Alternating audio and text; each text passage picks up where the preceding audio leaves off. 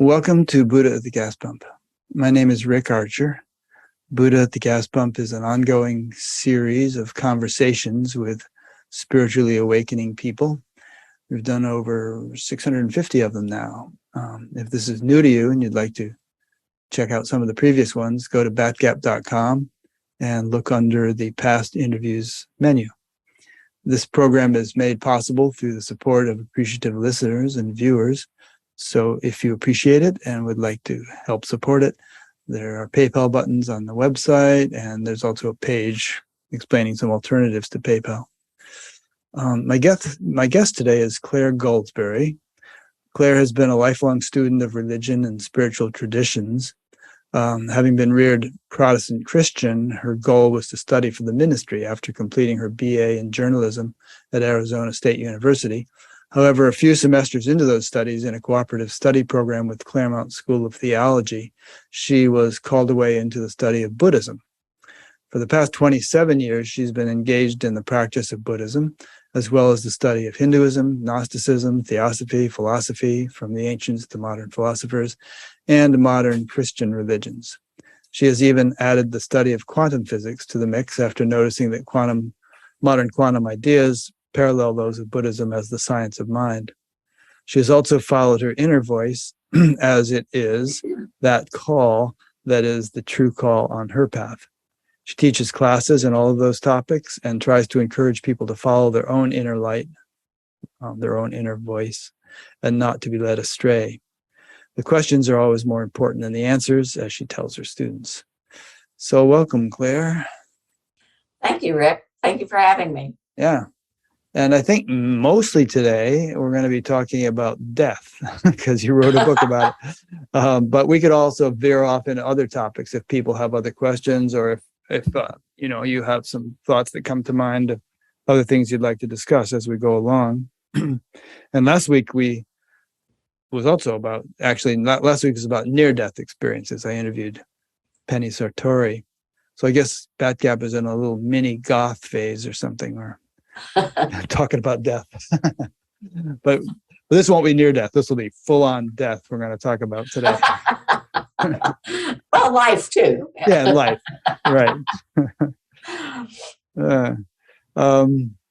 So I've read your book, so I know why we're going to be talking about this. But maybe you should start us out with, why you wrote the book you wrote, and you give us the title of it because I haven't mentioned it yet.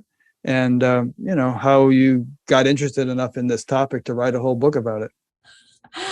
Well, I wrote The Illusion of Life and Death, Mind, Consciousness, and Eternal Being as the result of my significant other, Brent, who was diagnosed with esophageal cancer in 2002, in about September of 2002. And at that point, I'd been studying Buddhism for, about 6 or 7 years. And I didn't realize it at the time, but this was going to be my real life lesson in what I had been studying for those years.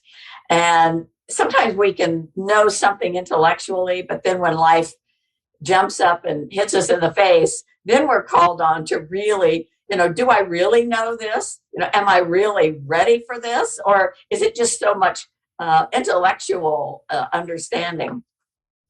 I began writing kind of a journal that I would write in several times a week as Brent's illness went on, and he had surgery first, but denied any other treatment. He did not want to become nothing but an experiment in cancer treatments.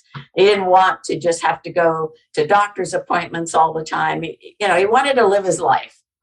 Even if it would be short, he wanted to live it. He didn't want to be involved with, trying to fight it or trying to cure it, because there is no cure for esophageal cancer. So I began to write this, and the lessons that I was learning, the lessons that Brent taught me as it went on. And ultimately, after he died in April of 2004, I looked at all of this journal material that I had kept, the funny stories. He was a really funny guy. And I thought, maybe people can learn something from this, because I felt like that the Buddhist philosophy, and I do call it a philosophy. I don't think anyone has to be a Buddhist practitioner to learn from Buddhism and learn, some of the practices that help make life easier to live and more fearless, I might add. But I looked at that and I thought, maybe somebody could be helped by this. And as a writer, obviously, it was my intent to really eventually get the book out there, which I did, fortunately, through Monkfish Publishing. I'm very grateful for them and the help that they've provided. And hopefully, this book will be able to help people have an easier life, a fearless life, and a fearless death. And I think that's important for us to have a good life, is to have a fearless life and not having a fear of death. I think fear of death actually interferes with our ability to live a fearless life, and I think we've seen that more and more in the world in the last few years. Yeah. Well, in most of the spiritual traditions, there's, they deal with death in one way or another, and we can get into discussing how they may differ. I mean, obviously, a lot of Christianity seems to emphasize that, well, you're either going to heaven forever or you're going to hell forever, and there's no in between, and there's no coming back. I mean, it's this is your one life, and then that's it. And obviously, Buddhism and Hinduism have a different view that you don't stay anywhere forever. You may go to heaven or hell, but it's not going to be forever, and you are coming back if you're not fully enlightened. Personally, I resonate more with that kind of perspective. But I think even Christianity, there's a famous painting. I don't know whether it's by Rembrandt or somebody, but it's by a picture of some monk contemplating a skull, just sort of holding a skull in his hand and looking at it. Maybe it's probably not Rembrandt, but why would he be doing that? I mean, I'll let you answer the question. Well, I think one of the things that Buddhists focus on is remember death. It's kind of something that every day, remember death. And there's a lot of other sayings that we kind of philosophize on or concentrate on a daily basis. But I think the one, remember death, and I think that's what that painting probably recognizes, is that, by looking at a skull, remember death, that all is impermanent. Change is just a part of life. We're not going to stay, like you said, anywhere forever. And that remembering death can help us live a better life. And I think that's the important thing, is to being able to embrace change and to have an idea that all is impermanent. That way we're not surprised when stuff happens, Yeah. And some people might think remember death sounds morbid or depressing or something, but I find it quite the opposite. I mean, there's that saying, eat, drink, and be merry, for tomorrow we may die. My take on it would be, no, don't just eat, drink, and be merry, for tomorrow we may die. And you should be doing something serious with your life while you're here. Not to say that you can't have fun, but obviously there's a lot of spiritual progress that can be made, and you don't want to just squander life in transitory pleasures. Right. That's right. And yeah, a lot of people do think that some of the Buddhist philosophies tend to be pessimistic. And so I find myself often having to explain these things to people, why they're not pessimistic, and why they actually help us to live a better life. And help us to have a better death, actually. If you remember death, you're not going to be really surprised when it happens. And I think that learning to make these things a practice helps put a different spin on it. It's not remember death because, tomorrow I may die, but remember death, because that means today is very important. And I've been given this day, and I should really try to live it to the best of my ability and try to help people and try to be the best person I can be today. Yeah. I mean, to use a metaphor or an analogy, a college student knows that he's going to have final exams at the end of the term. And, so what does he do? Does he just party all term and then hope he's going to pass the exams? Or does he buckle down and study? So I just think that life is a precious opportunity, and, we're here to make spiritual progress. And if we understand that, then we'll just apply ourselves to it, which again doesn't mean not having fun in life, or you don't have to just sort of wear a hair shirt and beat yourself with birch branches. But there's so many things we can do to make hay while the sun shines, so to speak. Right. Yeah, I think, everything is just how people look at it. And I think it's how you've been raised too. We've all been raised in different religions, different belief systems, different philosophies. And I had a lot of questions when I was a kid. There were a lot of things about life and why people seem to have different opportunities in life, or, we would have these mission nights every once in a while at church. And we had missionaries over in what was then the Belgian Congo back in the day. And I would look at those children. I go, well, now, okay, my mom and dad tells me that God loves everybody, but why are those children where they are? Why don't they have all the same wonderful things that I do? Everything I wanted, ponies, and, I was always, I was a lucky girl, I guess, or maybe karmically, I got the life that I created through my past lives. But it was just trying to figure this out. Why is everything so different? And ultimately, that ended up being, the answers was in my study of Buddhism, that, and the idea of karma and reincarnation, and that the two go together because it's very important. They have a saying in Buddhism: if you want to know what your previous lives were like, look at your current life. If you want to know what your next life will be like, look at your current life. This idea that we're constantly creating the life we have through our karmic implications, our karmic intentions. And I think that's something to remember too, that what I'm doing today is actually the creation of tomorrow. And what I have today is the creation from my past lives, and even from this life, and the choices I've made, and the paths that I've taken, and even the questions I've asked that have come to me in amazing answers. Yeah. And let's go into this a little bit, because I can think of some objections that I've heard from people about the idea of karma and reincarnation. For instance, when your partner Brett, was it Brett or Brent? Brent, B-R-E-N-T. With an N. Okay. When he had esophageal cancer, now someone might have said, "Oh, bad karma, dude. You must have done something bad."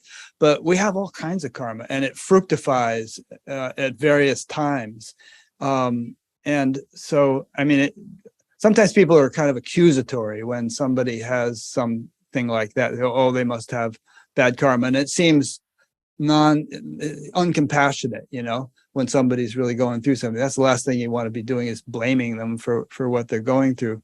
And I'll let you respond to that before I continue. Well, I think there is a lot of misunderstandings about karma. Karma is just action. If you look at the Sanskrit word, it means action. And even in Christianity, you reap what you sow. Jesus even said that in the New Testament. You reap what you sow. And so there are consequences to all of our actions. Body, speech, and mind are the three that we're supposed to focus on. But all of our actions, and in Buddhism, there's right action, there's right intention, there's right speech. And so the Eightfold Noble Path kind of outlines those. And so people think karma like retribution. Well, you must have done something really bad, because now you have cancer, and not necessarily retribution. I don't even like that word in connection with karma, because karma is just action. All actions have results or consequences. It's like Richard Smalley, who wrote the foreword to my book, one time said, he said, yeah, everybody wants to know why bad things happen to good people, but nobody ever wonders why good things happen to bad people. I always thought that was great. It's like, okay, why do good things happen to bad people? You know, if we're talking karma, it's kind of a neutral thing, and we're all responsible for it. Nobody is responsible for what we have.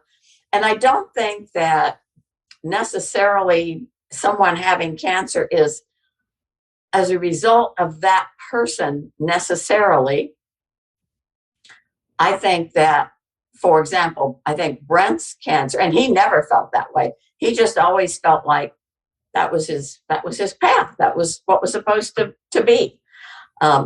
Was it for him to learn? Maybe, but he was actually wiser about his path at that time than I was. You know, I was the first one to, when the doctor said, oh, you know, yes, the test came back, you have esophageal cancer.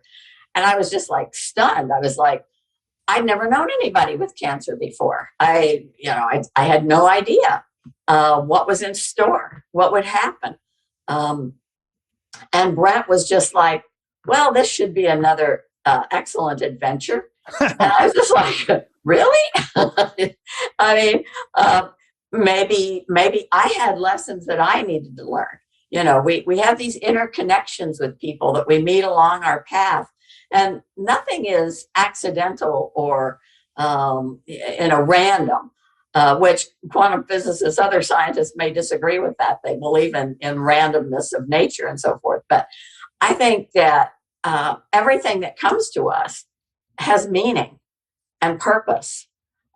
Even death, even illness and death, I think, have meaning and purpose. But it's how we look at it. It's what are we seeing in this? And are we really trying to see what's in this for us? Or are we just going to sit there and go, oh, woe is me, you know, why me? You know, it's not why me, it's wow, me. Am I lucky to have this happen to me in my life? And what can I gain out of it? Yeah, well, there's a lot in what you just said. The thing about everything having meaning and purpose, it doesn't mean, to my understanding, that if you stub your toe, for instance, you need to sit down and go, what does this mean? You know, it's not like there's some deep significance to every little thing that happens. But I totally agree with you, at least from my understanding of things, that nothing happens arbitrarily or meaning, or, you know, just accidentally or anything else. And the underlying presumption of that is that, and the whole underlying presumption of karma, because if you think about it, who keeps track of karma? I mean, there are 8 billion people in the world all doing things, and then there's animals that, you know, have accidents or get eaten and all kinds of stuff going on. Is that karma? And who keeps track of it? Well, my understanding, and I'm not asserting this as a dogma, is that we are swimming in an ocean of intelligence. God is referred to sometimes as omniscient. We're swimming in an ocean of intelligence, and which functions at every level of creation, from the subatomic to the intergalactic, and nothing is accidental. There's a quote from some physicist, I don't have it at my fingertips, but he said something like, if a single molecule is out of place, there is no God.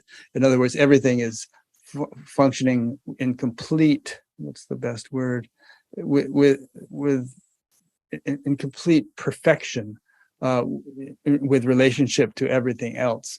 And so there's a verse in the Bhagavad Gita that says that karma is unfathomable by human intellects, because it's just too complex. You can't figure it out. It is. But there is higher intelligence in this universe than human intellects, and there is a level of intelligence at which all of this can be monitored or orchestrated.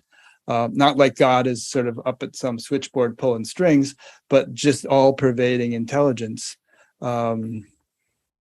takes care of it. Right. I would agree. I think this idea, even when I was a child, I used to think, okay, now who's keeping track? Right. You know, is somebody up there with a pen and paper and they're, you know, well, Claire did this today and Claire Santa did that Claus today. watching whether you're naughty or And, nice. you know, and then when you die, they get out the book and they say, well, looky here. Yeah. And that never made sense to me. I always thought that can't possibly be right. But I think when you look at karma, it's really, it's our responsibility. And that's kind of the difference between liberation in the Eastern philosophical sense and salvation in the Judeo-Christian sense. Liberation is you are responsible for your actions. You're responsible for, you know, your actions, body, speech, and mind. And so you create all the karmic implications throughout all your lifetimes that will eventually ripen into the life you have in this present lifetime. Salvation is something that is done for you by someone else. And so I would rather kind of be responsible for my own, you know, if I experience nirvana or heaven, than to have somebody else like judge me based on, you know, the book, whatever book that is out there. And you're right. I mean, we live in an intelligent universe. We live in an informed universe, as the quantum physicists tell us. And that information is there. Everything exists in potentiality until an observer observes, and then it becomes actuality.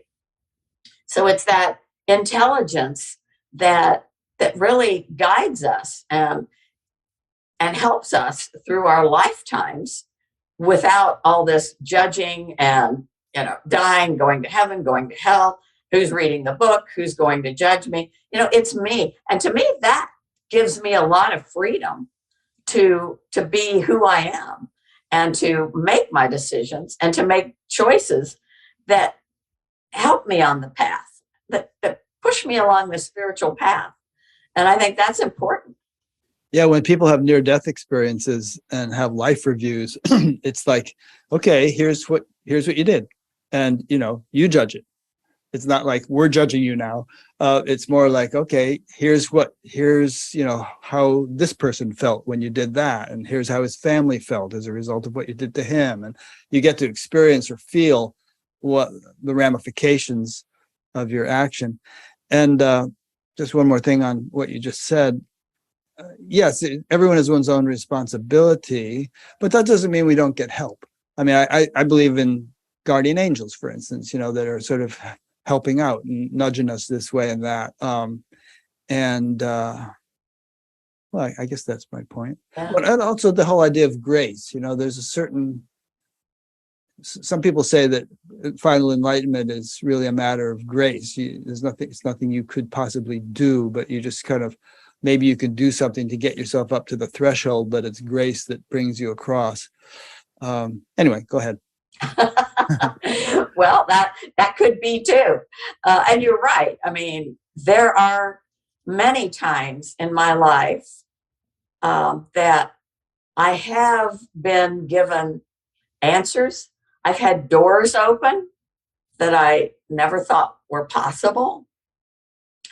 And I don't know if it's, you know, a guardian angel or, you know, that has protected me when I've, you know, had things happen, or whether it's the intelligence of the universe that guides me to where I need to go. You know, people often ask me, well, how did you get to be this and do what you're doing? And I said, I don't know. I didn't have any plans. When I was 10 years old, I was sitting back in the woods in my thinking tree by the creek, and just kind of thinking like kids do, and thinking, oh, I wonder what I'll be when I grow up. For the first time in my life, my inner voice came on, and it was audible, but it wasn't externally audible. It was internally audible. And it said, you're going to be a writer, Claire. my inner voice always calls me by name. I don't know whether that's to get my attention or let me know that it's really talking to me and not somebody else. But, you're going to be a writer, Claire. And I went, wow. And I thought, how interesting. And at that time, I thought, well, that's God talking to me. And because, I was raised to believe, in an anthropomorphic God, that, a God that looked like my father or, some other male, figure. And well, that's God talking to me. And as I got older and it would happen periodically, just from time to time, I'd be thinking about a problem or worried about something. And all of a sudden, I might look at something just often and all of a sudden the answer comes. And so I do believe there's guidance, there's intelligence that gives us opportunities. I think we know where we're supposed to go. Sometimes we just don't know how to get there. And I think that's where the guidance comes in. It's like, okay, I'm going to help you get there. And I think that, and it's been very helpful for sure. No, we're not here by ourselves. Yeah. And even if we think of God as an oceanic, all-pervading field of intelligence, that ocean has waves, and we're a wave. We're kind of an instrument of the divine in our own right. And there are other instruments, maybe some of which are not visible to most people, subtler. And so if angels exist and so on, those are also, you could say, impulses of that unbounded intelligence that perform specific functions. Right. And some of their functions may actually have to do with life on Earth, helping out human beings. Anyway, that's the way I see it. I would agree. And we all have different perspectives, and and our lives, how we live our lives, and the things that happen help develop those perspectives. And but yeah, it's a big ocean, that's for sure. Yeah, and just the way I phrased that a minute ago, obviously I'm not stating a dogma. I'm just presenting it as a hypothesis for which there seems to be a fair amount of information, but it's not necessary for anybody to believe this. It's just play with it, see how it fits. Yeah, I would agree. And that's why I say the questions are always more important than the answers, because everything you read or everything you listen to, it's not necessarily going to give you the answers. And sometimes I think that people really get involved in a search that they believe will give them the answers. The answers are going to come from out there somewhere. If I just listen to the right Zoom show, or the right, hear the right person, or go to the right spiritual center or church and listen to the right preacher, that I'm going to get all the answers. And I think that can be more harmful than helpful. I've even known people that go to the Buddhist center that believe that, Buddhists have all the answers, so I'll go to this Buddhist center. And if I just learn how to sit in the right posture and say the right words and do 100 mantras, I will find the truth. And then they get disappointed when it doesn't happen. And they go, well, what happened? Well, maybe you're looking out there when you should be looking in here. Because, as Jesus once said, the kingdom of heaven is within, it's not without. And the same goes for truth. I think that the truth is within, which is why I wrote my little book many years ago, The Teacher Within. Yeah.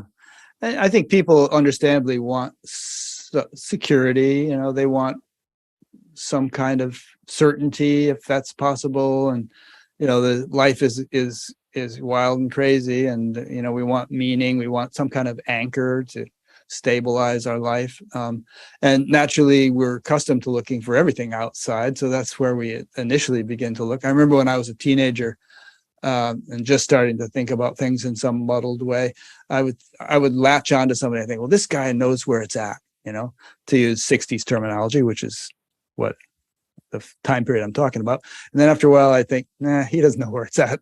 But this guy over here knows where it's at. And I think gradually over the years, it kind of shifted to more of an internal frame of reference. Right. Well, I know one of my big great awakenings was the whole Jim Jones thing. Yeah. Down in Guyana. And it was interesting because I was raised as a mainstream Protestant Christian in the Disciples of Christ Christian Church. And Jim Jones had actually become a minister in the Disciples of Christ Christian Church. Mm. And when I read about all that was going on in Guyana and how these people, 900 and some of them drank cyanide Kool-Aid, that just, I was just stunned. And I began to ask myself, how do people believe in another person to the extent that they will drink cyanide Kool-Aid or that they will give that to their children because they were told to? How does that happen? How can people believe that this person out here has all the answers? And I really began to explore that. But it didn't keep me from believing that when the Mormon Church came along, I believed they had all the answers. Yeah. It was funny because the minister at the Christian church where I was going at the time, when I was in my 20s, he said, well, you're going, I was going to marry this Mormon man. I met him and he was a Jack Mormon, which meant, he was raised in it, but he didn't necessarily practice it all and so forth. And I was talking to the minister one day and I said, and he said, well, you'll probably join the Mormon church, Claire. And I said, oh, no, I won't. I'm happy where I'm at. He said, oh, yes, you will, because you have a lot of questions and Mormons have all the answers. and as it turned out, it was true. I mean, I never ran into a group of people that they had all the answers. I mean, if you have a question, they had an answer. And it was kind of interesting because, of course, after 10 years, I was excommunicated for preaching false doctrine. I thought it was perfectly fine. I didn't have a problem with it. What were you saying? Some Buddhist stuff? No, I hadn't even encountered Buddhism at the time. I was really getting into New Testament principles, of Jesus and, that kind of thing.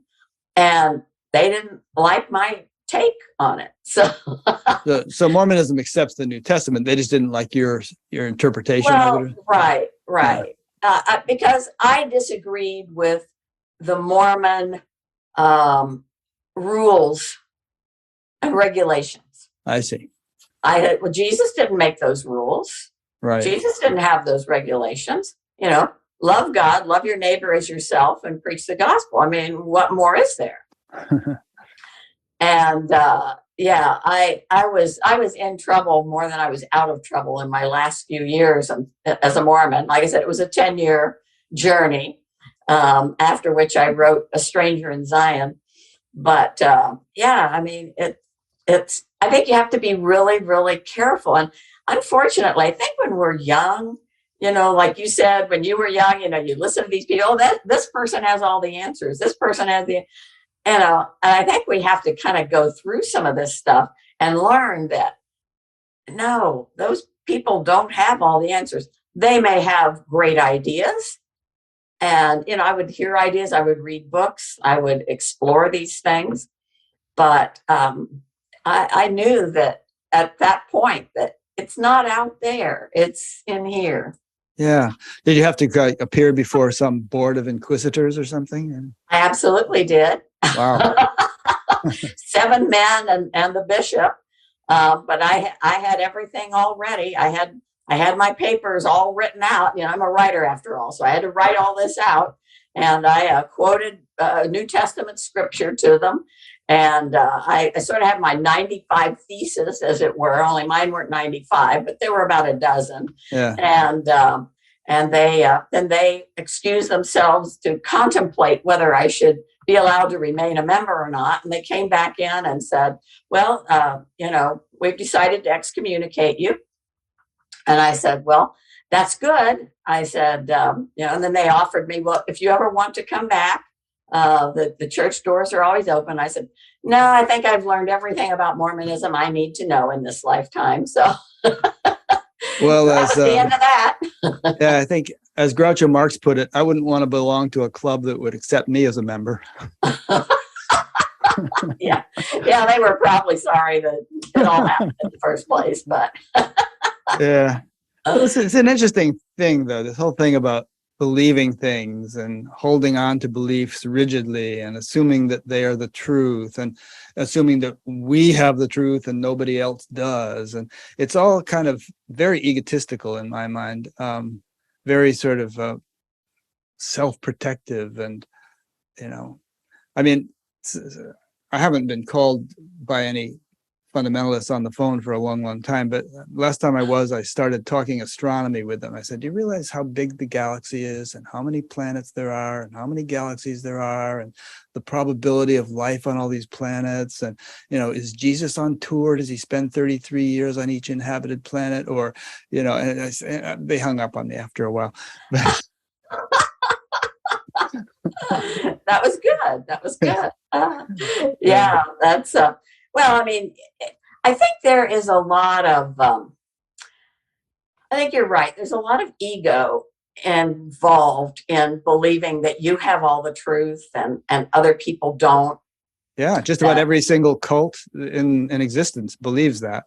Exactly. And I think that it's very detrimental to the spiritual path. I think that at some point you have to transcend ego and believe that everything's out there for you to explore, and not everybody believes like me. I don't believe like everybody, but that's where I get this idea of your personal truth. What is your personal truth? The truth within, and I don't believe it's the same for everybody. I mean, obviously, a lot of us can agree on a lot of things, but I think that to get caught in these rigid belief systems is very detrimental to the spiritual path. Ravi Ravindra said recently in a class that I was listening to, said that, religion might be good for learning the law, but it's very bad for traversing the spiritual path. So, yeah. Organized religion he was talking about. So I think that's probably true. Yeah, I've interviewed Ravi. Yeah, and when you say, we have to sort of look within, find truth within, all that stuff, to my mind, my interpretation of that doesn't mean that, everybody's perception of the world is, or opinions about things, is equally valid. I mean, if somebody thinks the earth is flat and I don't think that we're on equal footing, given the evidence, and with a lot of other topics like that. But I think what you're getting at with that, and what people get at when they say that, is that you can't realize truth through an intermediary. It has to be direct personal experience. And, you can play with philosophies and ideas all you like, but when you get right down to it, there has to be a sort of an inner merging or unification with the ground of being, and then that will bring the certainty that you seek. Right. And you mentioned, the flat earth thing. Well, obviously, that's something that, there are scientific things, and yeah, if somebody says the earth is flat, well, that's fine. To me, if they want to believe that, that's fine. But that's where you have to have discernment. Right. You have to have a discerning mind about these things. And I think that that's important. You can't just, and when I say to believe what's in with it, your truth within, obviously the truth is often not a tangible thing. It's often not even, maybe some people wouldn't even consider it scientific. And I've had some of those conversations with people that absolutely believe that they are right and everybody else is wrong. But again, it's that ego thing. It's, that they're right and everybody else is wrong. And it gives them this feeling, and especially a big organization like the Mormons, for example, that go out and convert people, thousands of missionaries out there converting people.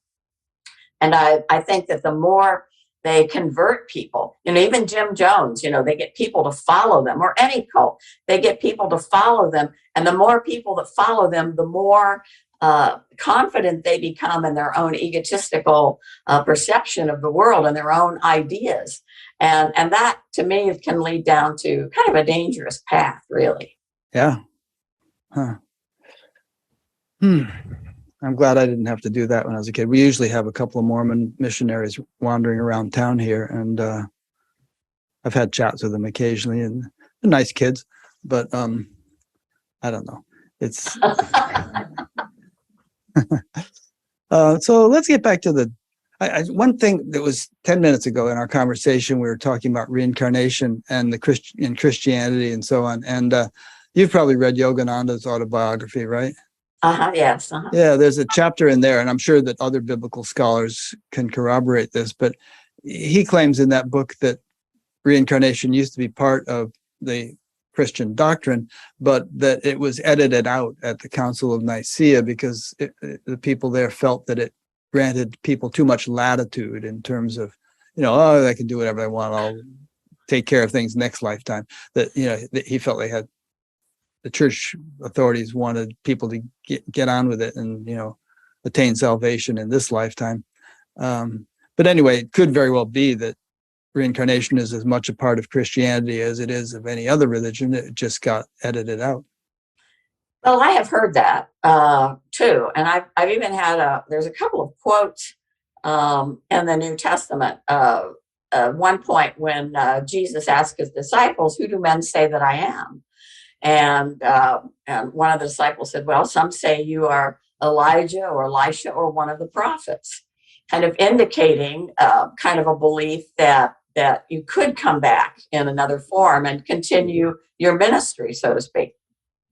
And then another time when I think that, a father came to him, and his son was, a father came to Jesus, his son was blind, I believe. And one of the disciples asked Jesus, "Well, who sinned, this man or his father?" Indicating that did this guy do something in a previous life that caused him to be born blind, and now this little boy is blind. So was it a previous life that he did something wrong and now he's blind? Which again is that retributive form of karma that we talked about earlier.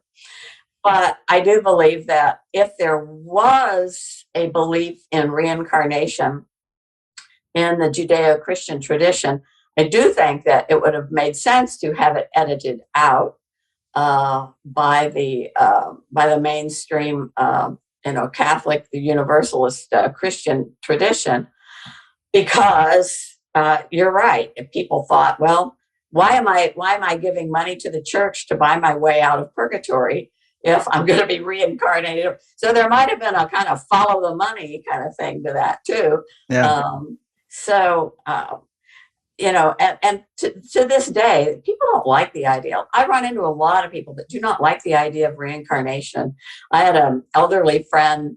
She was in her 90s, and she had a really, I thought, a fascinating life and everything, but she didn't like her mother. Her mother was mean and whatever.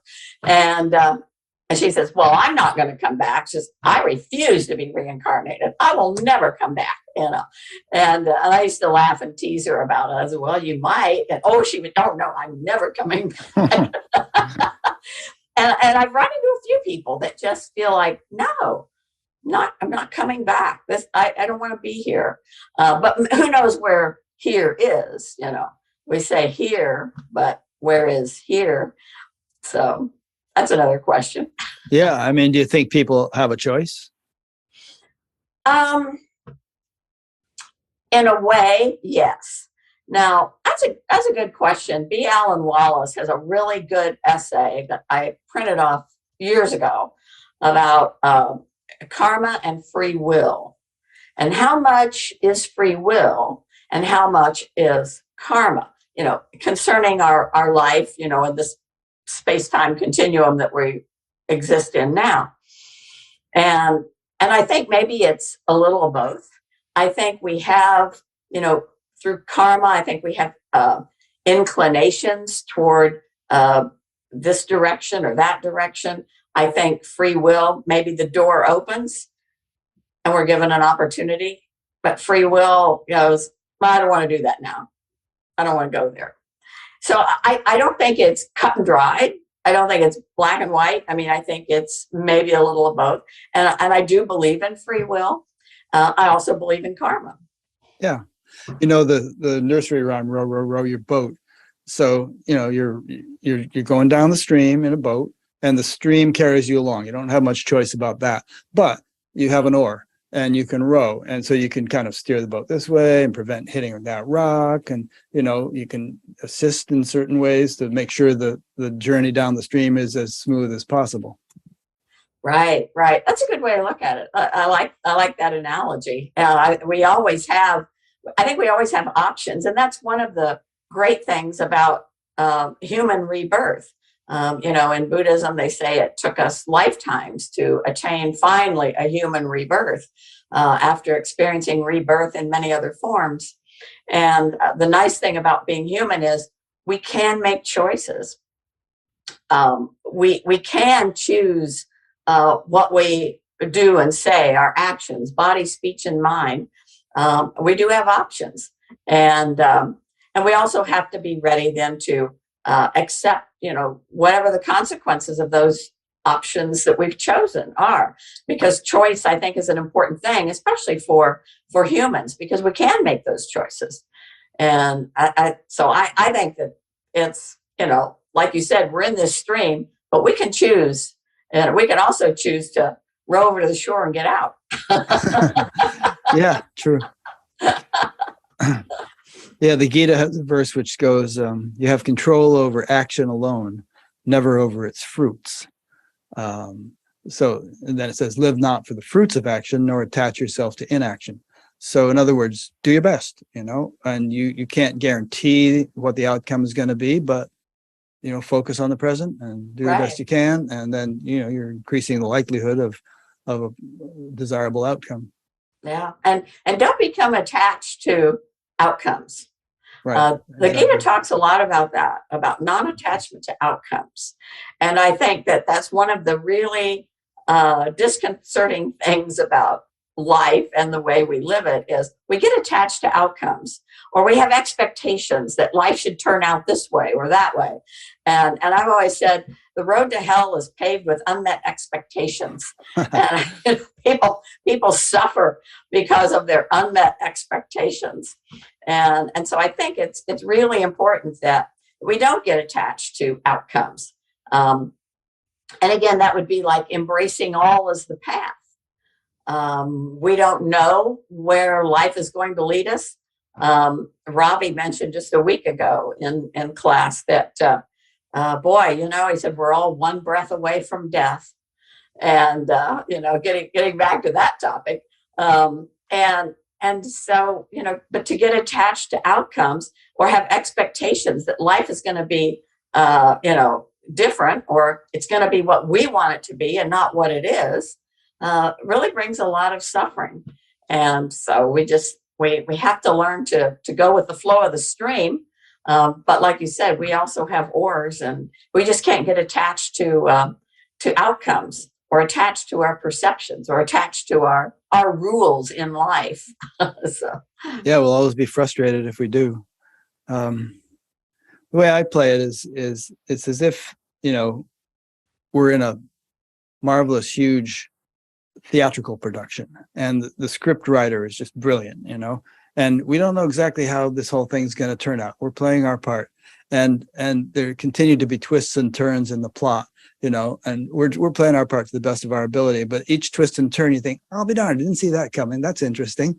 You know, so, but since we're not the script writer, if we're attached to particular outcomes, we're always going to be frustrated or thwarted or stymied. Yeah. That's right. And obviously talking about the stream reminds me of in January of 2004, just 4 months before Brent died,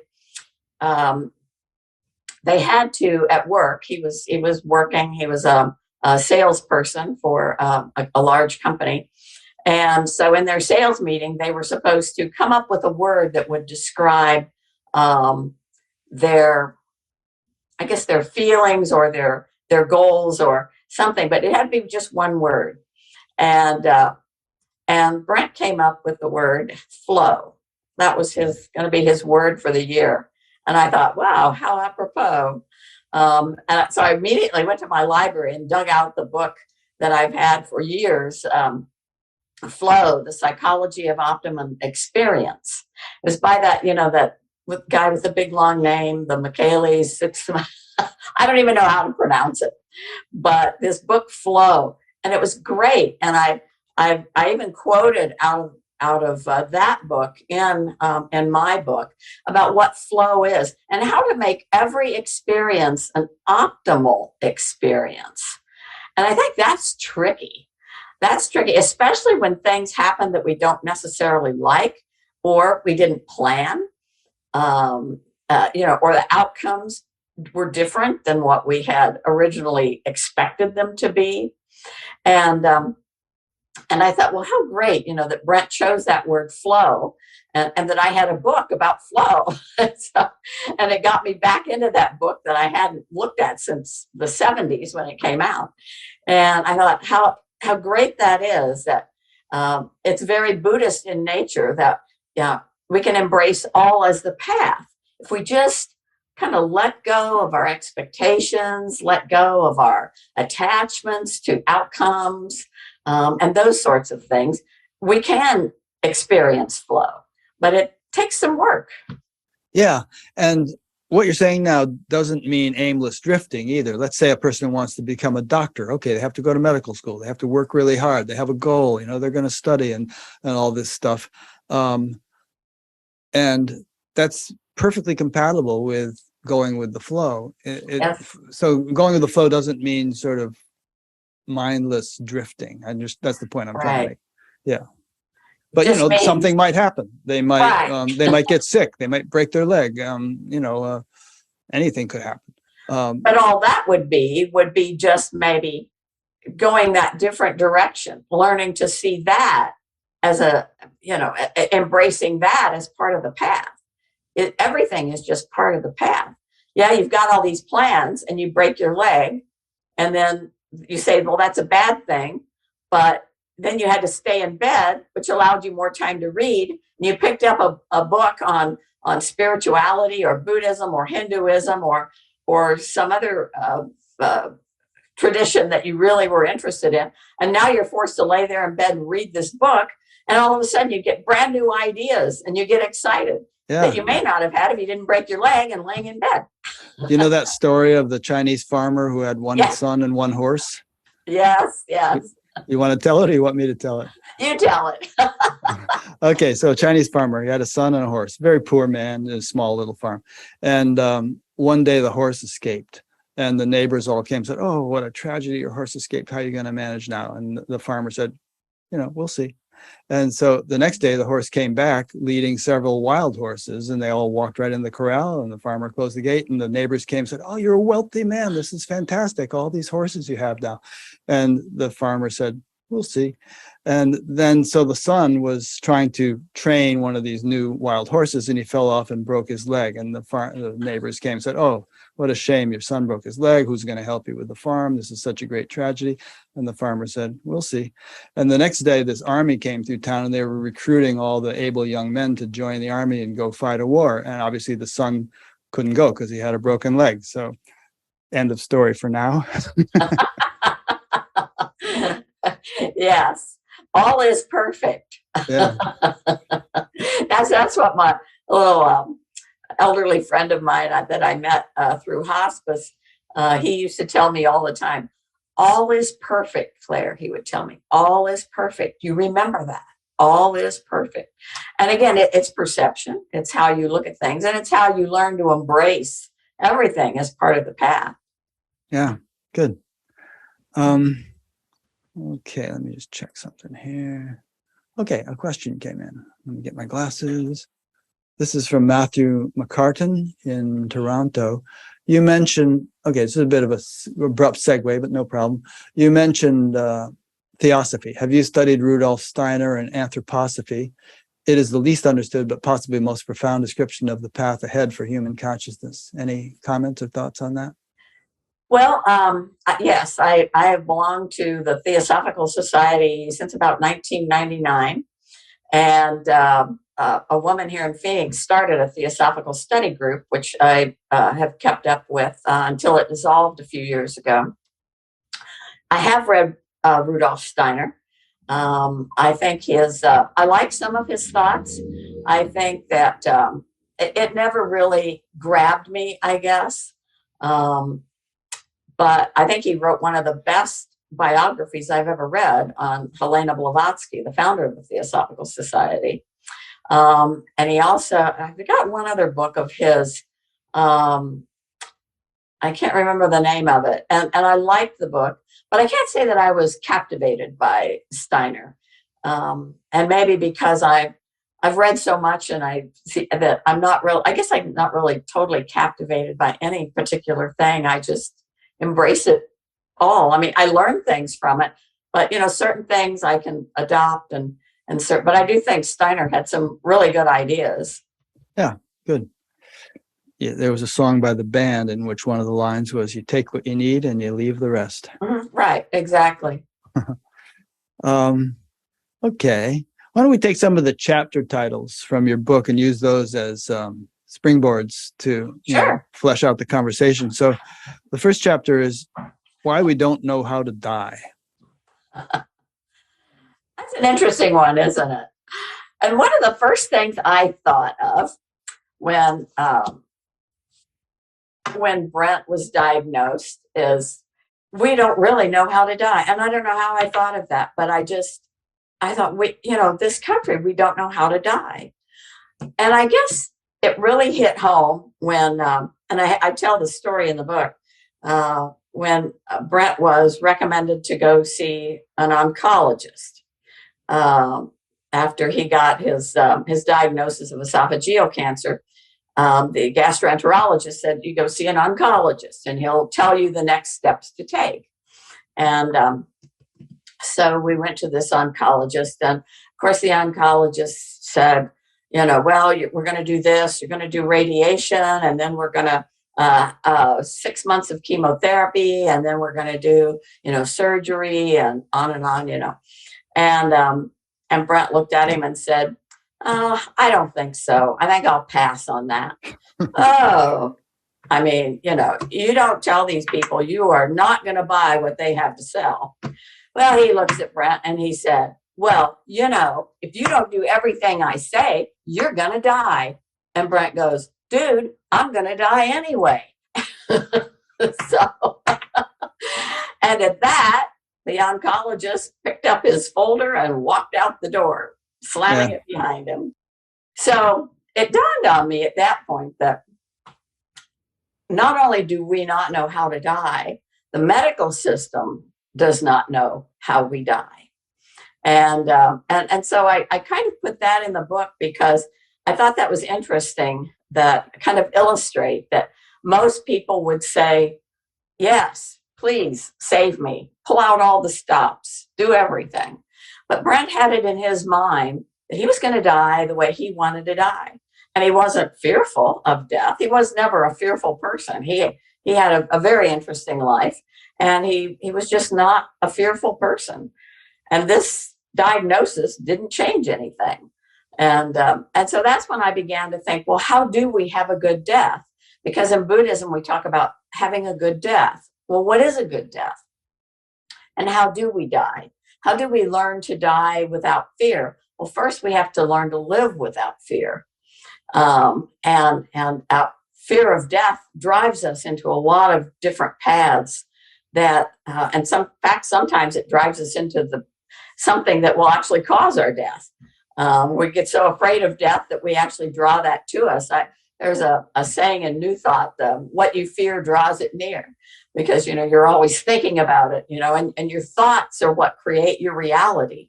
And it's what can bring things to you, because we do live in an informed universe and an intelligent universe. And so thoughts create thought forms, as some people call it. They create these thought forms that then we have to deal with. And so I think that learning how to live is first and foremost, and then that will help us to die better, and maybe learn how to die better and have a good death. That's the goal. Did Brent was he into Buddhism or some kind of spiritual path? And did he have much of a philosophical take on all this? No, he didn't believe in much of anything except himself. Easygoing guy. I think maybe previous lifetimes he was, because often he would say things and I would go, well, that's a very Buddhist thought.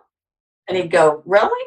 I go, yeah. And then, then I would explain it to him and go, oh, well, I never thought about it like that. Mainly because he'd never heard of Buddhism until he met me. So why do you think people are so afraid to die? The unknown, attachments. I talk a lot about attachments in the book. Attachment. Well, the Buddha said attachment is the root of all suffering. And we become attached to everything in life. We become, especially our bodies. What are we more attached to than me, mine, the I? And we're so attached to these things. And the uncertainty. What's going to happen when I die? You mentioned you had a speaker on near-death experiences. We're seeing more of that. Oh, absolutely. Yeah. Seeing more and more of that. And so I think it's the uncertainty, it's the attachments. And I think it's the uncertainty that creates the fear. And if you know that, I call it, the illusion of life and death, because in keeping with the idea that all of this, at which the quantum physicists would concur, is illusory. There's nothing that has any inherent reality from its own side. And so, like the Buddha says, why do you want to get attached to things that aren't real? Because it's going to change. It's going to go away. Things, we're going to have old age, sickness, and death. And so why get attached to it? And I think so that has a lot to do with it. Somebody asked Brent just before he died, because he bought a new Corvette in January of 2004, just 4 months before he died. And everybody thought that was so funny. You bought a new Corvette?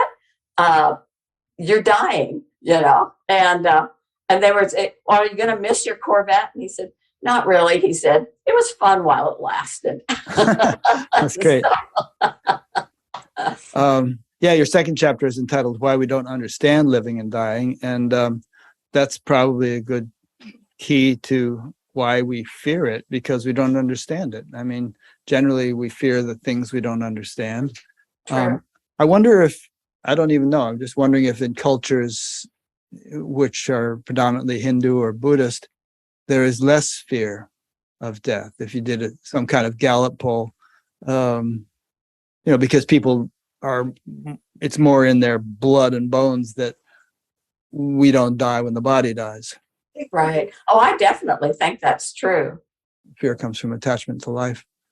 Right. But I do think that's true. And if you look at a lot of the people in, say, India, for example, for a lot of people, their life isn't all that great. Yeah. And down through the ages, it's kind of been that way. And so their belief in death and reincarnation, because they have this idea that, if you live a good life and you try to watch your speech and your actions, that you have the hope of coming back for a better life. Right. A little bit difference between Hinduism and Buddhism as far as reincarnation or rebirth shows, but I do think that that they have an easier time of it. I think maybe it's our attachments to our material things in the Western world that make it difficult. That we don't want to leave these things. I think it's also thinking that this is me. This body is who I am. It's what I am, and therefore, when this dies, what I am is going to cease to exist. That must be scary on some level. I think it is for people. I think that they don't maybe understand the mind and the way the mind operates, or the soul. Some people call it the soul. The Greek word for mind is psyche, or soul is psyche, which is mind. We call psychiatrists, psychologists, psychics. And I think that if they believed that the mind is what creates all reality, the mind is, everything is in the mind, is created in the mind by the mind, and nothing is created outside the mind. Nothing has any inherent reality outside the mind. And I think that for me, that has become a reality. That is my reality. That, thanks to all of my studies with the quantum physicists that are just amazing. The idea that reality is only in the mind, and it is the mind that is eternal. It is the mind that goes wherever it goes. We say go. Not sure I like that word, but when the mind leaves the body, that it exists, as people who've had NDEs can attest, that they may not have a body, but they still have this consciousness, right, of things, and even senses functioning. Yes. The Gita has a verse where it compares, changing bodies to like changing worn-off clothing. You throw away your worn-off clothing, you put on some new clothing, and I think it says what fear is there in this, or what tragedy is there in this, or something. In other words, it's not that big a deal. And obviously, it's a bit of a hassle to have to die, and and getting born is no picnic, I'm sure. Then you have to, poop in your diapers for a while, and you have to go back to high school, and there's all kinds of challenging things, but it's not that big a deal in the big picture of things, and certainly it doesn't touch what you were just saying, the soul level. It's for men may come and men may go, but I go on forever, the soul might say. Yes, that's very true. And I think that's the reason I encourage people to learn about the mind, and to, study some quantum physics, study some of Amit Goswami's books, or B. Alan Wallace, Fred Alan Wolf. He's one of my favorites. He's one of my favorite books of his is Mind into Matter: How Mind Creates Reality. And there's just all kinds of wonderful books out there that I've often said that maybe quantum physics is the new religion. Maybe quantum physics has more to teach us about how we exist and how we create the world around us, how we create the phenomenal world, and why we shouldn't be afraid of losing it, because it's just a flip of the mind. And you die, it's a flip of the mind. What you're saying is very important, really, and we could boil it down to this, which is that it's really important to gain understanding. If you're on a spiritual path, it's not enough to just meditate and then watch soap operas or something. You need to read the accompanying literature, and like you say, quantum mechanics and that kind of stuff is very useful. And it's there are two legs to the journey, I think. One is experience, and the other is understanding. And science itself works that way. They have a hypothesis, and then they try to empirically verify it with some experience, some experiment. And Right. And the spiritual path has the same principle.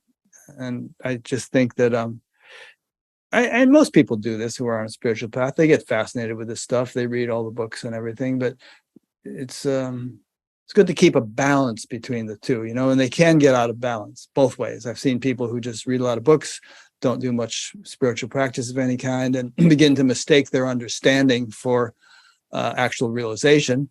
And then I've seen people who are having profound experiences and don't know what the heck is going on, and they need more understanding. Right. No, I think that's very true. I hear a lot of people, especially when I was going to a Buddhist center a few years ago, I'm talking about enlightenment. And there was one guy that he used to go to every Buddhist organization, building that he could find. And he was always looking, because he was going to find the one thing and he was going to be enlightened. And yet he really didn't know what enlightenment was. He just heard that that was the way it was, And I always like the Zen Buddhist saying, before enlightenment, chop wood, carry water. After enlightenment, chop wood, carry water. So I think our practice makes a difference in our lives. If it doesn't make a difference, why are we doing it? Right. And I think that's the important thing I learned through Brent's illness and death was, intellectually I'd been reading all this stuff, but I really didn't know the experience of what it was talking about impermanence and change and attachment. And once I learned that, it gave practice meaning that maybe it didn't have before. And I think that that's really what it's about. Yes, it should change your life, but is it going to change your life in some radical way that, you're going to suddenly get a halo and sprout wings or something? No. But I think it has to make a difference. All the practices that we do, whatever your practice is, whatever you choose to make your practice, if it doesn't make a difference in your life, it's like, why are you doing it? Yeah. And in the long run, it will be radical. As you know, the word radical comes from the word root. Right. And that's what spirituality is all about, is getting right down to the root of life. But, it's not necessarily an overnight deal. It's really a lifelong process, I think. Right. And I think that's what people look for. They look for this, quick fix. This sudden, instant flash of, whatever it is they think enlightenment is. And I've got a little cartoon that I keep posted up here. It's, the older monk is sitting with a young monk, and the caption is nothing. This is it. In other words, he just got an enlightenment. He wants to know, okay, what's nothing? This is it. Yeah. And so I think, and maybe it comes in little flashes. I think it does. I think, for me, it has. I don't expect any great big lightning bolt to strike me, but the little flashes are helpful, and it keeps me going. It keeps me, with understanding and experience together. I think that, like you said, it's very important. Here's a chapter entitled Living with Suffering, How Not to Suffer. Let's talk about that. Well, that's another one of these things that takes a lot of explaining to people, because they go, well, we all suffer. Well, of course, the Buddha said, life is pain and suffering. That's the first noble truth, actually. So the Buddha admits that, yes, life is pain and suffering. Do you have to suffer? And what is suffering? And I think that I used a couple of illustrations in the book of how people suffer. People suffer when life turns out to be not what they were expecting. People suffer when things happen that they didn't want to happen. And often it's said, we have pain, we can experience pain, but suffering is a choice. And that's a tough one for most people. It is tough. If I were to get crucified, to take an extreme example, I'm sure I would be experiencing a lot of pain, and I'm not sure that I wouldn't be suffering too. I don't know if I could, go through an experience like that without getting into full-fledged suffering as well as pain. Well, I don't know. I don't know. Do you think Jesus suffered? I had a teacher, Maharishi Mahesh Yogi, who was doing an interview on BBC with Malcolm Muggeridge, who was an interviewer, and the abbot of Downside, who is some Episcopal or whatever they are in England. And he said, Christ never suffered. Maharishi said this. And these guys were like, what? And then he kind of explained it. He was basically saying, from his perspective, in the state that he was in, he was grounded in a reality that was beyond the field of suffering, beyond the possibility of suffering. And, he probably would have acknowledged that, yeah, his body felt pain, but he was just saying that his predominant reality was so profoundly that of divine consciousness that whatever else was happening to his body or whatever was kind of more on the surface. He didn't elaborate like that, but I'm just filling it in. Well, that sounds good. I think I would agree with that. I think that we can get beyond suffering. A lot of our suffering has to do with mental pain. And how do people get beyond that? I mean, we see a lot of that. And I think it's important to learn to get beyond the idea of suffering. And everybody has to look at that and practice in their own way, because suffering is real. Even the Buddha acknowledged that. But he also said, you only suffer when you want life to be different than it is. Yeah. And if there's no point in wanting life to be different than it is, then, you're going to suffer. I know Brent told me just before he died, he was worried about what I was going to say, because I told him I was going to write an obituary. And he said, if anybody asks you if I suffered, he said, tell them I didn't, because I never wanted life to be different than it is. And I thought, for somebody that had no idea what the Buddha said, I thought that was pretty telling. Yeah. He just accepted life for what it was. It was his adventure, and he embraced it. And so he didn't really suffer. It's very Byron Katie-ish, if you've ever studied Byron Katie. Yes. Yeah. And obviously attachment has a lot to do with it, basically, just in terms of what you're saying. I mean, think about just about every rock and roll song or many other songs going back for decades is all about, oh, my baby done left me and I am so miserable. Because there's an attachment that, and something is being torn away from us, and we're attached, and that hurts, that causes suffering. Well, maybe we need to practice just letting go. Yeah. Letting go, letting it be. And that's a hard one too, especially where our relationships are concerned, being able to let go, and believe that there is something more. Maybe that person walked out the door and left us, but there will be something more, something greater.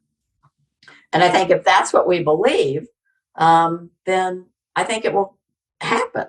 I think we get this ego thing going. Oh, I can't live without this person.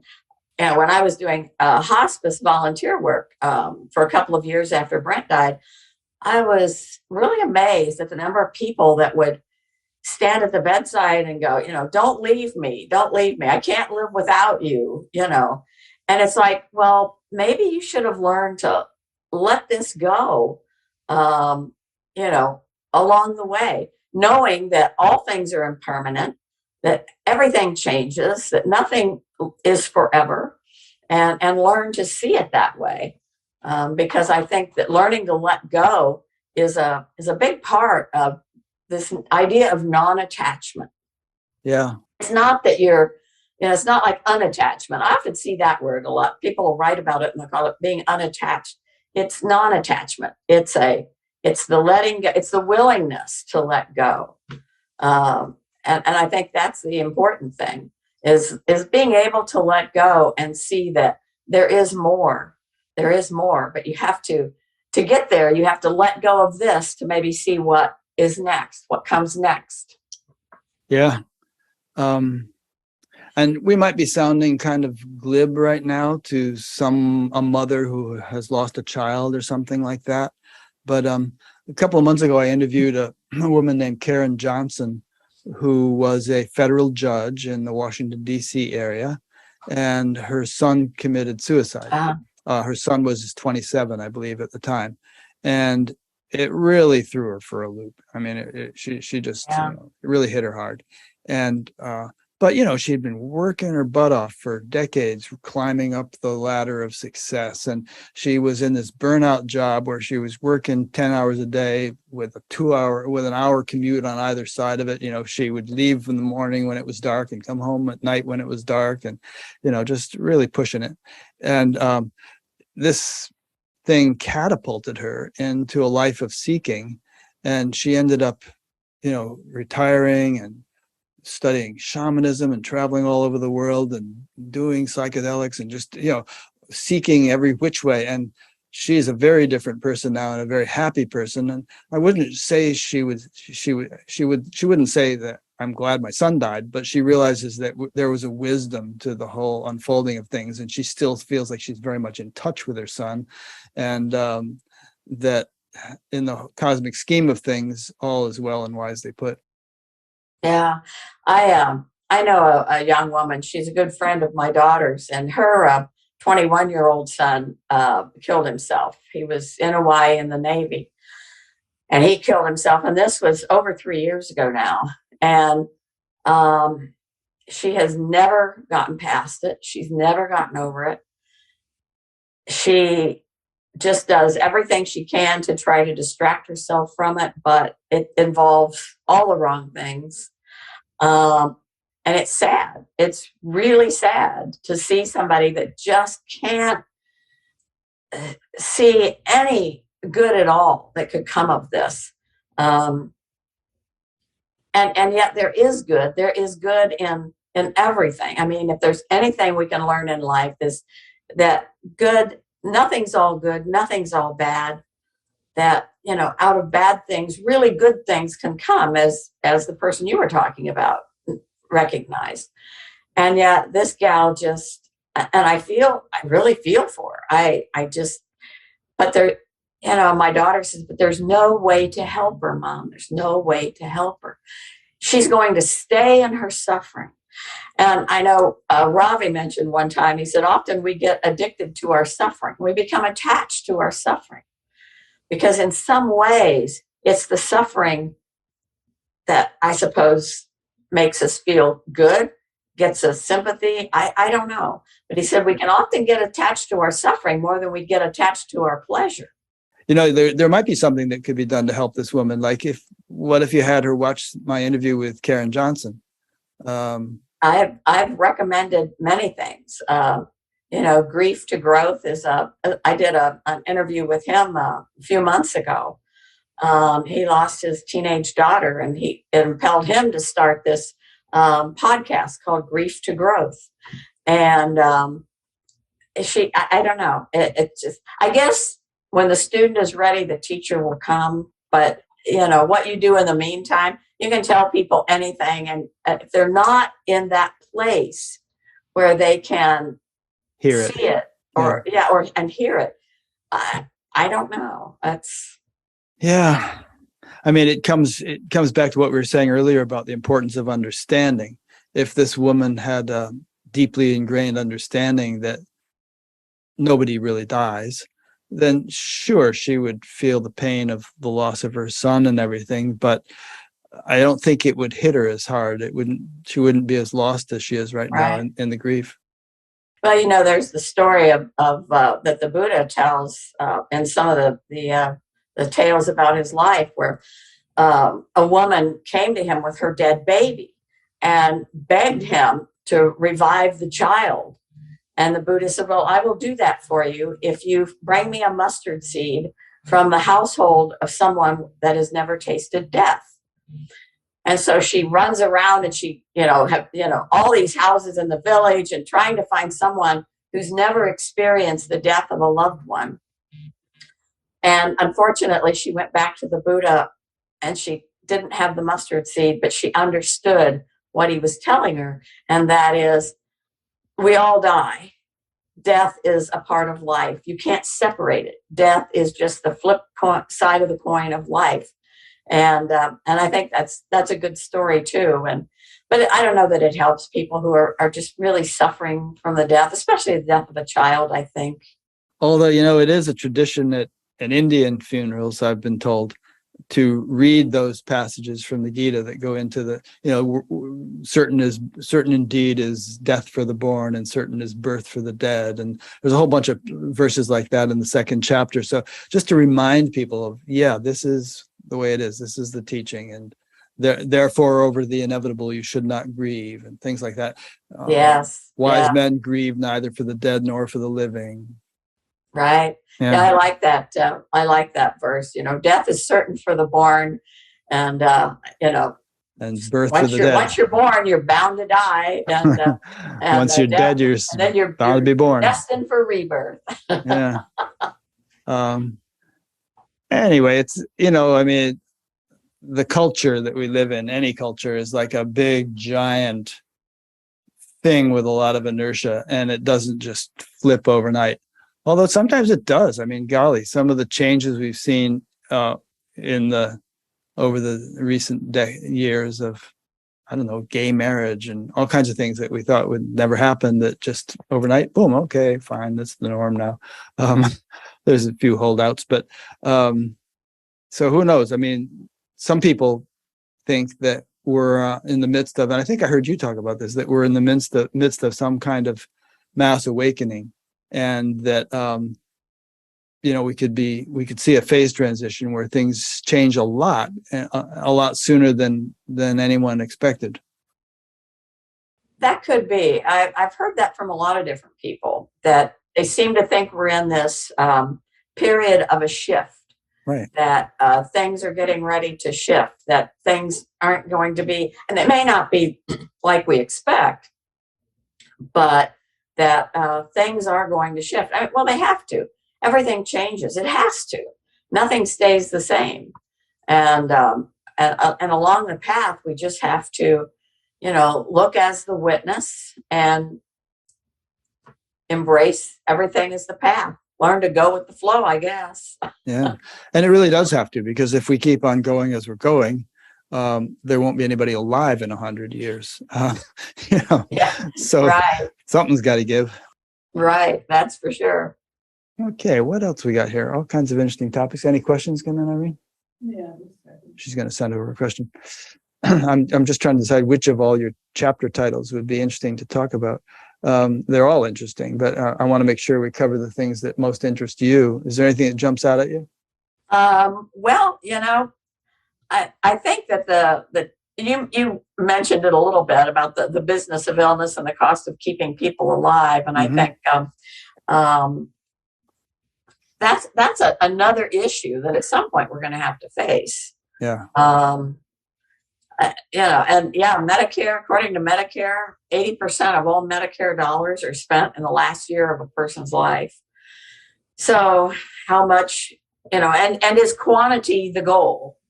Is quantity the goal? The business of illness, and it is a huge business, and the cost of keeping us alive at all costs. I mean, and people need to think about that. And what kind of suffering are we going to put people through? Do we need to know how to die better so that we can alleviate some of the suffering? I've known people personally who were in the hospital. 2 people that I can think of that were in the hospital. There was the one gal was told, there's nothing more we can do. Well, maybe we've got one more test, one more treatment, and she just said, no. Let me go. Just let me go. And they did. And I think it's hard for doctors to make that choice, because doctors don't know how to treat death and dying. Right. Their job is to try to keep people alive. Right. So I think it's difficult. I think it's a difficult question. But at some point, we have to face it. We have to. I know Dr. Kevin Hasselhorst, who I talk about in the book, he wrote a book about having a universal directive. What do you want and what you don't want? A kind of an end of life directive. And we don't think about that, because, we walk around every day. Even the Buddha said, we walk through life every day and see, oh, that person is old and sick and that person died. But, that's not going to happen to me. That's what got the Buddha started. I mean, his father was trying to protect him from seeing things like that. Exactly. And one day he got out and saw them and said, what's wrong with these people? Yeah. And then he realized that there had to be more. Yeah. So, yeah. I think we've all owned old cars that kept breaking down and needing expensive repairs. And, we were just funneling money into them. And at a certain point, we realized, I'd be better off just selling this old car and getting a newer one. So I think it's a good analogy, actually. I mean, there's a certain point at which the body is really not serving much useful purpose anymore. And there's no chance of it doing so, very little chance. And so, maybe we should let it go. Exactly. But again, the whole medical establishment and the whole society itself doesn't see it that way for the most part. Exactly. We have come to the point where we expect the medical establishment, and particularly the pharmaceutical establishment, to be able to save us from everything. Yeah. And I think that's a lot of the reason that we've forgotten how to die. Unlike people, 100 years ago or 150 years ago, people, death was very close then, because there wasn't really a whole lot that could save you, and so death was very close, and death is not close anymore. I think another reason is most people die in an institutional setting, either hospital, palliative care unit, a hospice facility, and so we're not close to the dying process. And I know that's one thing that really helped me. I got the book, the Tibetan Book of Living and Dying by Sogyal Rinpoche. And in it was the whole center of the book, a whole section was on the dying process and what it was like. And obviously not everybody dies that way. Some people are killed instantly. Some people have a heart attack and die instantly, or they die in their sleep. And so I think that not everybody gets the opportunity to experience the dying process. I was glad that Brent got to experience the dying process. It's hard to watch, but because of that book, I was able to, okay, this is what's happening. This is what's happening. They describe it very vividly, what happens as the mind or the soul starts loosening from the body. And I really think that was very valuable. And it actually converted me from the idea that, maybe the Death with Dignity Society has a point, or it used to be the Hemlock Society. They call it Death with Dignity Society. And I used to be kind of, on board with that. And then I got to thinking, well, after going through that with Brent, I thought, I think there is value in the dying process. I think there could be value in it for the people, the loved ones who are standing bedside, if they would allow the process to really, I think if they knew about the process and if they understood the process, and again, we're talking about experiencing and understanding, but I do think there is value in the dying process if that is the way we go, and we don't die instantly from a heart attack or a car wreck or something like that. So I guess I've kind of come to that conclusion that, because I learned a lot from watching Brent.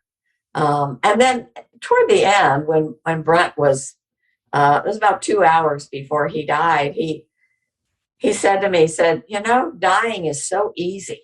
He said, I thought it would be harder than this, but it's so easy. And I thought, what a great thought to leave me with. That's what I try to leave people with. Well, dying's easy. But again, I think, if we understand life, if we know life, if we understand death and dying, I think it can be easy. But it's that knowledge with experience. It's understanding that all is impermanent. Nothing lasts forever. All is change. And I think that all plays a part in how well we can embrace all of this. So let me make sure I understand what you were just saying about the Hemlock Society. So I think what you're saying is, maybe somebody who was into the Hemlock Society might say, all right, it looks like I have terminal cancer. Put me to sleep. I'm out of here.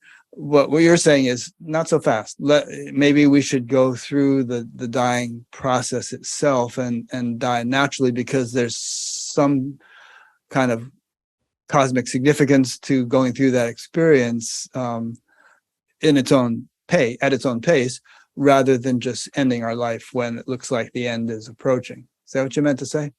Yeah, I think that's true. For whoever would want to approach it that way. I mean, how people want to die is sort of their own choice. Yeah. And for me, as I said, that gave me this sense that there's value in the dying process. Now, whether not everybody's going to feel that way. A lot of people are going to say, well, I'm old and In fact, I had a good friend that was in the Theosophical Society, and he and his wife, they were elderly, and they both they had their thing with the Hemlock Society, and they had it all planned out, and they knew the day they were going to kill themselves. They were going to go together because they'd been together for like 60 years, and so they were going to go together. She up and got sick and died, and so there were three of us gals that went to visit him about 8 months after his wife died, and he was really distraught about it because they were supposed to do this together, and now he was left to do this by himself. And he said, and he asked me, he said, well, what do Buddhists say about committing suicide? I said, well, everything is intention. What is your intent? Is your intent to alleviate pain and suffering? The intention to alleviate pain and suffering is a good thing. I can't be your judge.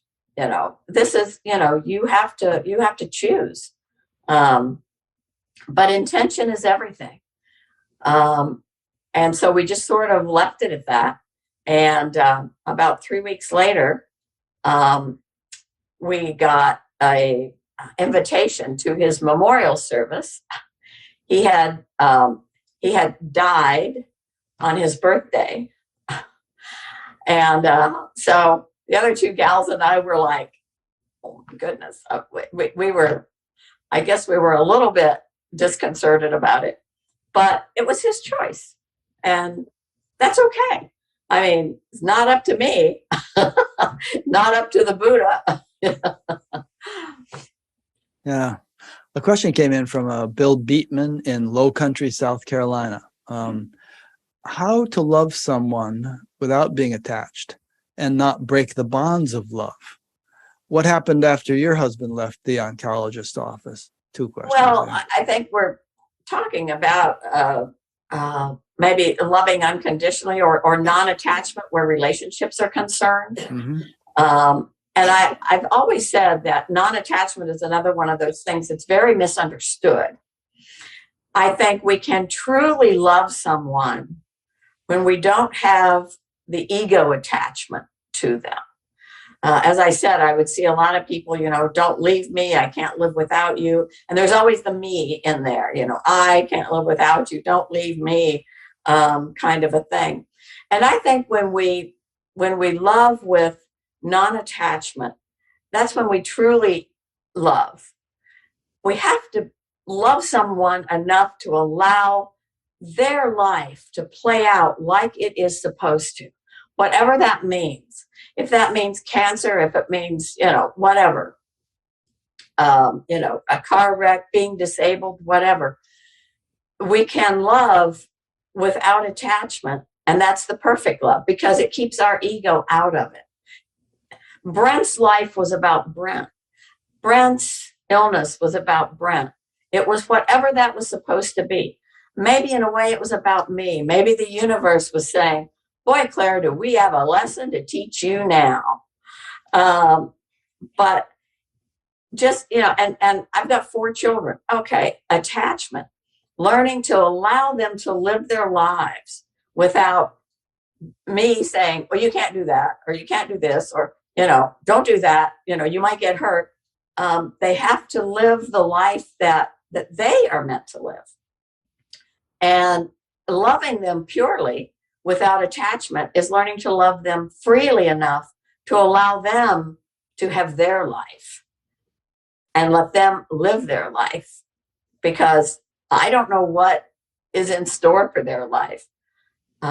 They each have their own karma. We all have our own karma, and maybe we've had this karmic relationship in past lives. As they say, they say we tend to reincarnate in family groups because that's who we create the most karma with, is all these family groups, lifetime after lifetime. We just, but I really think that non-attachment is very useful, even for people we love. I think we can love more perfectly without the attachment that putting our ego into it gives us. Yeah. My feeling is that the more inner fulfillment we have, the more naturally we won't be attached to things, because we won't really be trying to derive our fulfillment from external things, including people and relationships, which has nothing to do with loving them or not being able to love them. You can love someone profoundly, and yet you're not deriving your fulfillment from them, because your fulfillment is within and it's just overflowing. And that's why you love them so much. Maybe a good example, a good analogy is like, if you're really poor and you live on the street, and every little loss and gain of a few dollars is a huge thing, and you're attached to not losing, and you're elated when you gain a few dollars. But if you're a multimillionaire, you can gain or lose thousands every day. Guys like Mark Zuckerberg and Elon Musk actually sometimes gain and lose billions in a day, and it's like, no big deal, on with the show.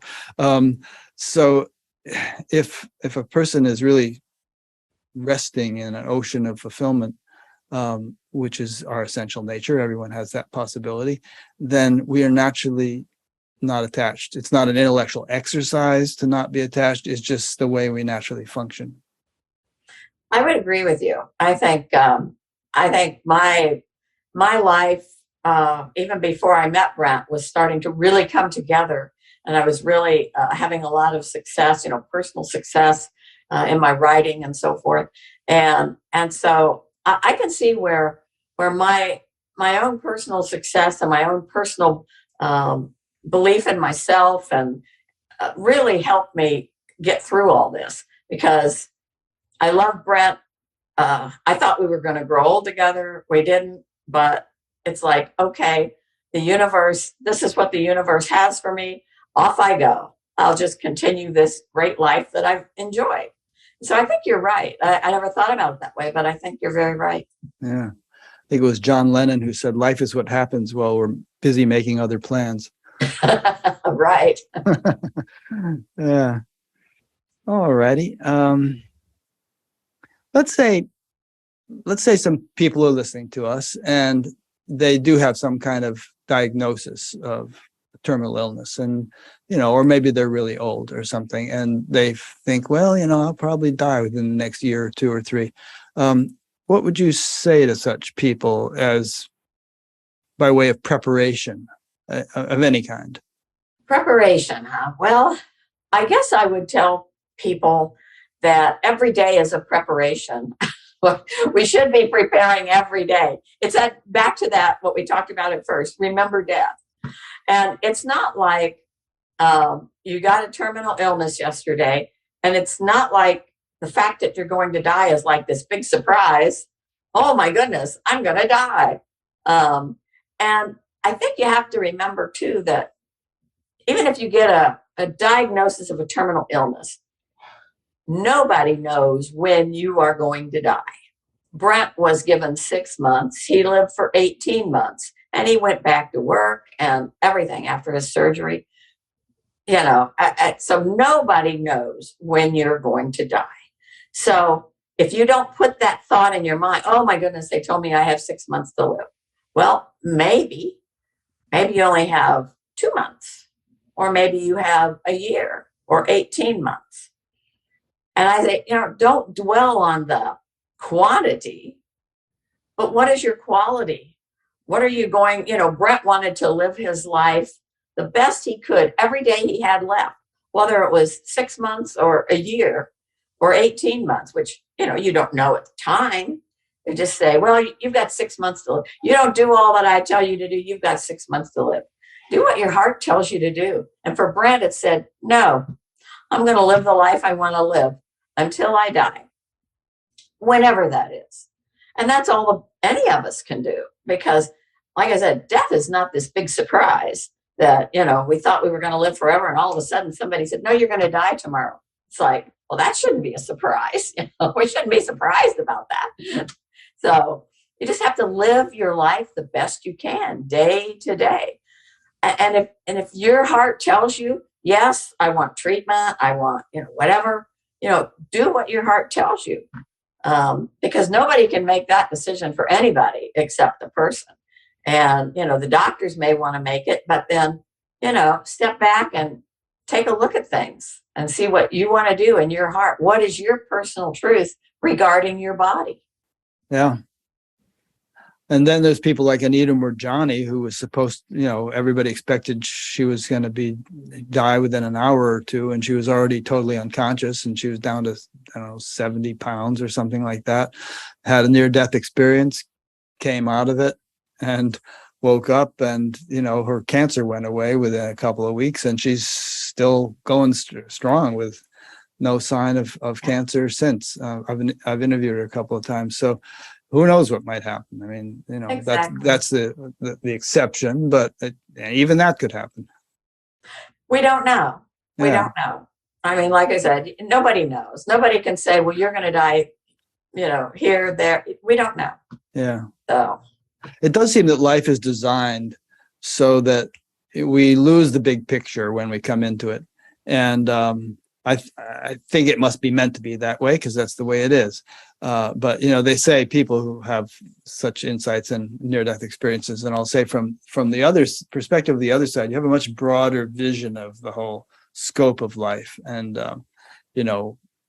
but once we're here, it's very dense, material plane. We lose past life memories. We lose a lot of insights that we might have had, and we just have to make the best of it. Perhaps the name of the game with spiritual progress is to, gain that cosmic perspective while we're fully ensconced in the material plane, and, integrate the two. I don't know why I went off on this tangent, but it seems to me that if we can do that, then it solves so many problems, including this whole death topic. I mean, because it's no longer the big looming unknown that it otherwise might be. I think that's true. I think there's a lot of not only people with near-death experiences, but a lot of the teachings of various, the ageless wisdom teachings, Eastern philosophies. And I think the thing to focus on is the life we have in the here and now, and the quality of that life, rather than thinking about the quantity of it. Everybody who's 40 wants to live forever. By the time you get to 74, it's like, well, maybe not so much. Maybe I'll sacrifice a few years. My mother always said, well, I want to live to be 90, but I don't want to live to be much older. She had these visions of her Aunt Clara, at 104, and so she, the day before her 97th birthday, she just died. She kept telling my brother, I feel funny. And he took her to the doctor. There's nothing wrong with her. Well, I feel funny. And so the day after on her birthday, people came and visited her and so forth. And the day after her birthday, she died. Boom. So at least she got her wish. She didn't want to live to be 100. So yeah. Huh. Are you 74? You mentioned 74. I am 74. Okay. I'll be 73 in October. I'm I'll right be 75 in October. Oh, I'll never catch up. You'll never catch up. No, I'm way ahead. What day in October? The 6th. Okay, I'm the 11th. Okay, well, this has been fun. We could probably talk for another 2 hours about this and that, but I think we've given people a good glimpse of, opportunity to ponder these thoughts. Is there anything you feel like you want to say that you haven't had a chance to? No, I think we've covered just about all of it. I always remind people at the end that, what Brent said, and that is, dying is easy. I hope it is for all of us. Dying is easy. He thought it would be harder, but it was really easy. And I think that's a good thing to remember, that death maybe won't be this big, horrible thing we think it is, but it will be easy. And I hope that's for all of us. Yeah. And as the Beatles sang, and in the end, the love you take is equal to the love you make. That's right. Yeah. All right. Well, thanks so much, Claire. Thank you, Rick. I appreciate it. Yeah. And those who are listening or watching, I'll create a page on Batgap for this interview, as I always do. And all the previous interviews are archived and categorized in several different ways, so you can explore around there. And if you are the type of person who doesn't like to sit in front of your computer for 2 hours watching a video, there's an audio podcast for this program, which you can find a link to on the Batgap website. So thank you for listening or watching, and we'll see you for the next one, which is a gentleman named Stephen Schneider. I'll now plunge into learning all about Stephen Schneider. I don't know anything about him yet. I always sort of just binge on the person for a week that I'm about to interview and make a new friend each time. Thanks, Claire. Thank you, Rick. See you around. If I ever come to Phoenix, I'll get in touch. There you go. Happy to see you. All righty. Bye-bye. Bye.